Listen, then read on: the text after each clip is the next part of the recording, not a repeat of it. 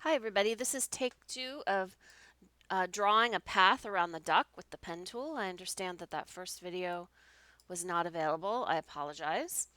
A good way to start out so that you know where your tools are is going up to View or Window, Arrange, or Window Workspace rather, excuse me, Reset Photography. That resets your workspace in case you've moved things around to the point where you can't find anything.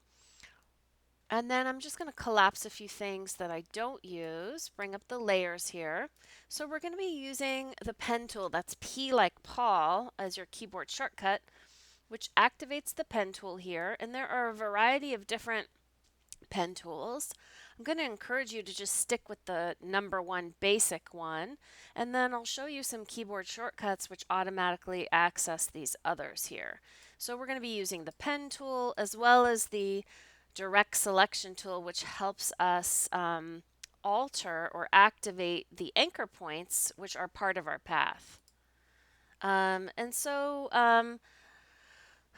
me just begin by showing you the pen tool. The pen tool works in conjunction with the paths palette here. So when you start using the pen tool, you'll see that a path will begin, and a path is a series of anchor points connected together. The pen tool, I find, is used best with a Wacom drawing tablet.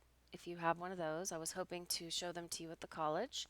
And your keyboard shortcuts. So let's look at some keyboard shortcuts. Um, First of all, you want to zoom into 100% or more in this case to see your duck. So here we are at approximately 200%. And then your space bar allows you to move the duck around. So space bar gives you the hand tool, which allows you to move the duck around. Another keyboard shortcut is the command key, which gives you the direct selection tool. So we are in the P like Paul pen tool, but we're using the space bar and the command key. The first thing we're going to do is drop our first anchor point. We're going to click on top of the duck's head and draw one anchor point with two directional handles that's about this long. You can control the directional handles by clicking on the command key and click and hold and drag them. You can also control the placement of the anchor point with the direct selection tool by clicking on the command key and clicking and dragging it. So the directional handles are responsible for directing the path, the direction of the path, its curvature. But one thing that I find interesting is if we come out about here to the head of the duck, we want to make sure that the path, the last anchor point that you dropped, is a solid color. If it's not a solid color, you end up drawing two different paths and it gets very confusing. Okay, so if you hold down the command key, click and hold and drag around the image, you can see there's two anchor points here, but they're not part of the same path. They're part of different paths. So I'm going to go ahead and delete this one and go back up here, and I need to click on the last anchor point. You see that little zero icon? I need to click on the last anchor point to make sure I'm picking up that path, and we can continue to work on it. I'm going to go down to about right here. I'm going to click and hold and drag, and the front part of the directional handle should follow the side of the duck, and that's not what it's supposed to look like. I think because when I started fooling around here, I changed, yeah, the directional handles got uh, inverted. But luckily, you can use this command key or the white directional tool to move the path, right? And it's not going to be totally perfect the first time you draw it. You're going to have to go back and we're going to have to make some adjustments. Notice how also I'm cropping slightly into my subject. This is to try to eliminate any fringe. So best practice is to crop in just a little bit so you don't get the white fringe, even though it can be modified later with the mask. Now I'm going to make sure to pick up where I left off by clicking here. And I'm going to click and hold and drag. And notice that the front handle, I'm tracing the duck. And I don't want to go too far because that doesn't really help the path here grow. But if I need to, I can go back, and if you simply just roll over part of the path, you get the plus sign. I can click to make another anchor point, get my direct selection tool with the command key, and modify this here. Pick up where I left off by clicking on the last anchor point. And to do a hard turn, I'm just going to click. I'm not going to drag. See, I want to do a straight turn here.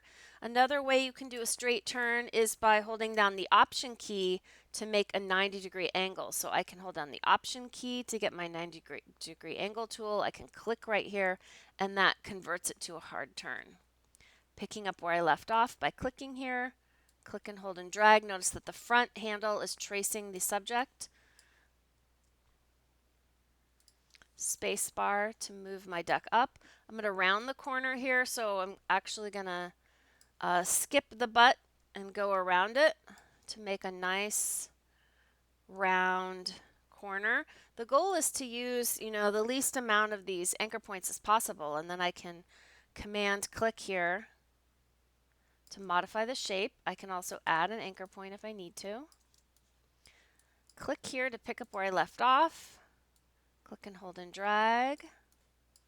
Click and hold and drag. It's not perfect. That's okay. We're going to go back and clean it up. Click and hold and drag.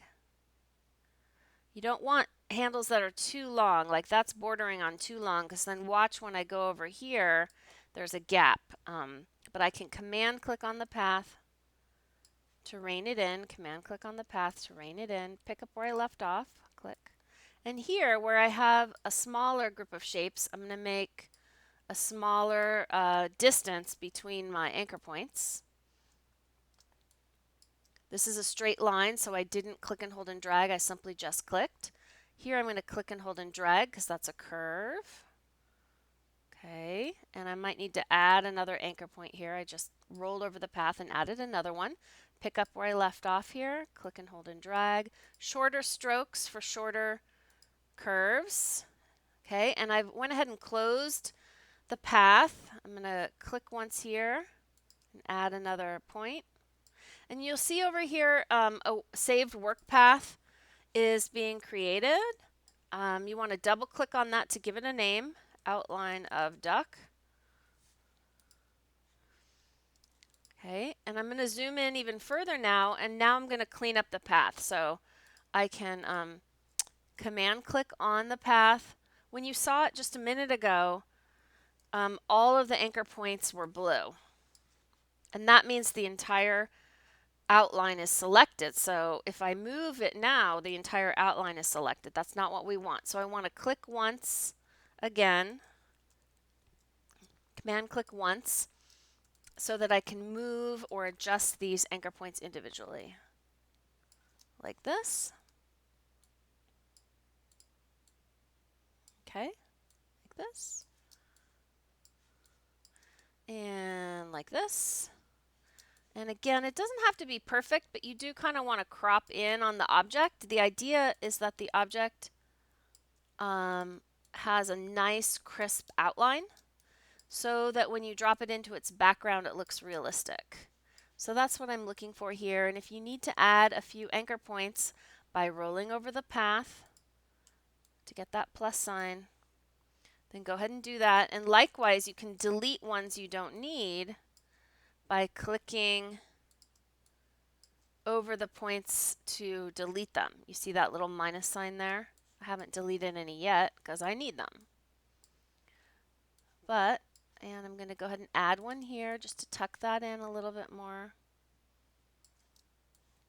Maybe I don't need that one. See if I can clean this area up a little bit. Just to show you an example of how you can adjust. And if you really go awry, I found the best thing to do is to command click and drag to delete the whole path all the way around it. You might have to zoom out a little bit.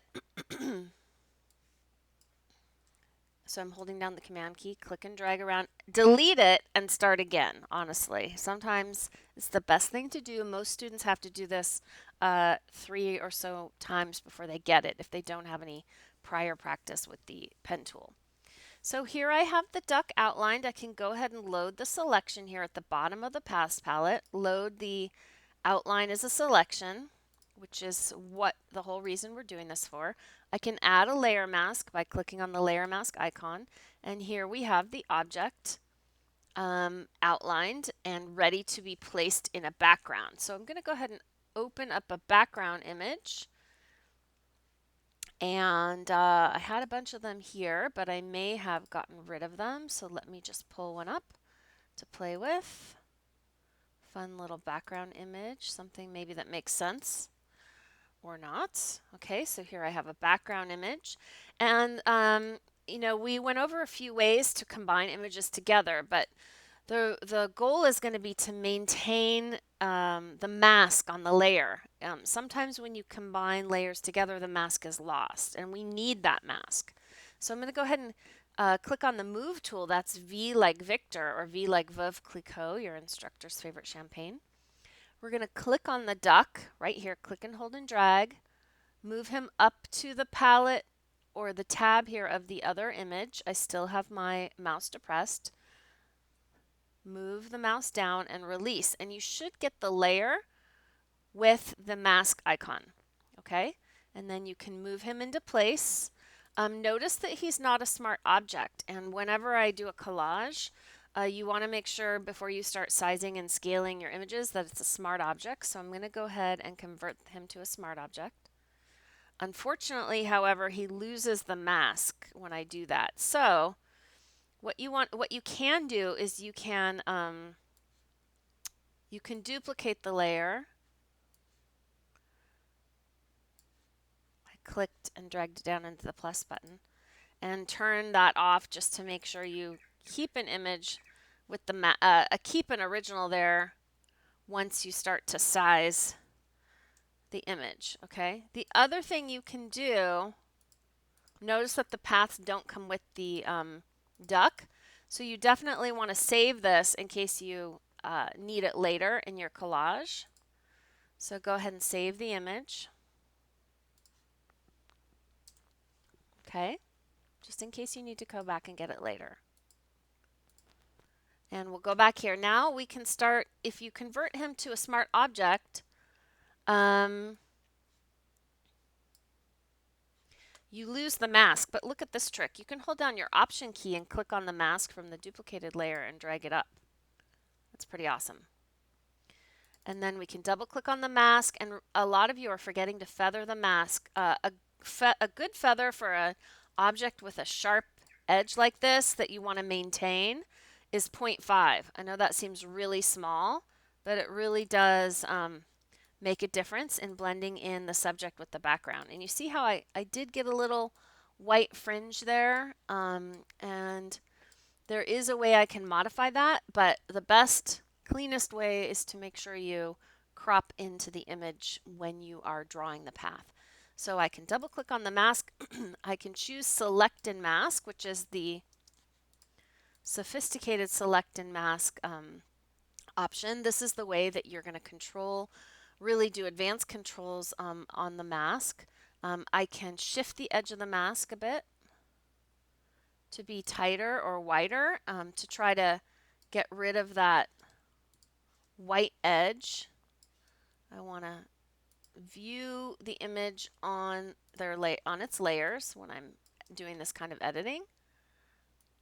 Increase the radius. See, you see how the edge now is starting to be affected, and it did crop in a little bit by shifting that edge, which is exactly what I wanted. I didn't want it to get too blurry, so I'm not going to feather it, but I just want to shift the edge. So I'm going to say OK.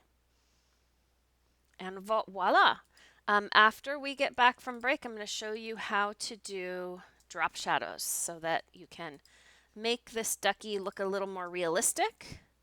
For now, though, you could do things like add a curves to him. If you just want the curves to go on the duck, remember you're going to add what's called a, you're going to clip this layer to the duck so that, right now the whole image is affected. But if I want to clip it to the duck, I can click right here And now it's just affecting layer 1. So I think that's enough for now. I look forward to seeing your files. And remember, the best thing to do with the pen tool is just practice, practice, practice.